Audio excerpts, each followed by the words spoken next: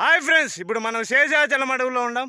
మనతో పాటు ఇప్పుడు ఉన్నాడు ప్రముఖ 100% పులిని ఒంటి చేత్తో తరిమి కొట్టినటువంటి మంగళం సీను మామగారు, మిస్టర్ మంగళం సీను మామగారు. మేము అడవిలో పోతాంటే ఒకవేళ పులి అనేది కనబడితే మేము ఏ విధమైనటువంటి జాగ్రత్తలు తీసుకోవాలో మీరు ఒకసారి చెప్పవలసిందిగా కోరడం జరుగుతుంది. పులి కనపడితే ఒకవేళ అడవిలో ఏ విధమైనటువంటి జాగ్రత్త తీసుకోవాలో చెప్పు.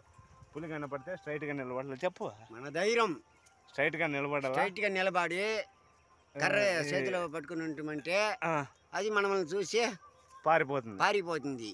మన మనోధైర్యమే మన ధైర్యమే మనకు ముఖ్యం. పారిపోకూడదు. ధైర్యంగా నిలబడి చేతిలో ఏదైనా ఆయుధం ఉంటే దాన్ని కదిలించాల.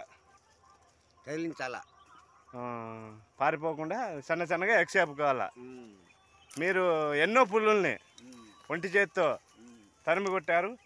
మీ ధైర్యం మాకు ఎందుకు రావడంలే? మీ ధైర్యమే మిమ్మల్ని ఇంతటి ధైర్యానికి తీసుకెళ్ళింది. చూడండి ఫ్రెండ్స్, ఇప్పుడు మనం శేషాచలం అడవుల్లో ఉన్నాం. కొండలు చూడండి, అవి శేషాచలం కొండలు. మామ, ఇది ఏం చెట్టు మామ?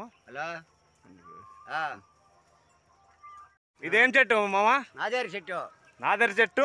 నాగజముడు, బ్రహ్మజముడు తెగువకు చెందిండేది. దీనివల్ల ఏమన్నా ఉపయోగం అయితే ఉందా? ఏమి ఉపయోగమా? తరిగి మేకలకు పెడితే పెడితే తింటాయి. దీని నుండి పాలు కూడా వస్తుంది.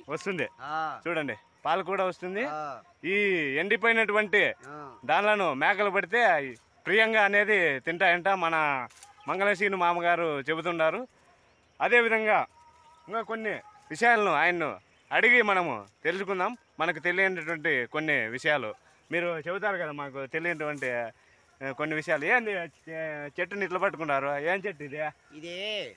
పాల చెట్టు. చిన్న మేకల పిల్లలకి అనేది తిండిగానే దానికి పెడతారు నైట్ పూట. ఏం చెట్టు? పాల చెట్టు. దీన్ని బాగా తింటాయి. ఓకే.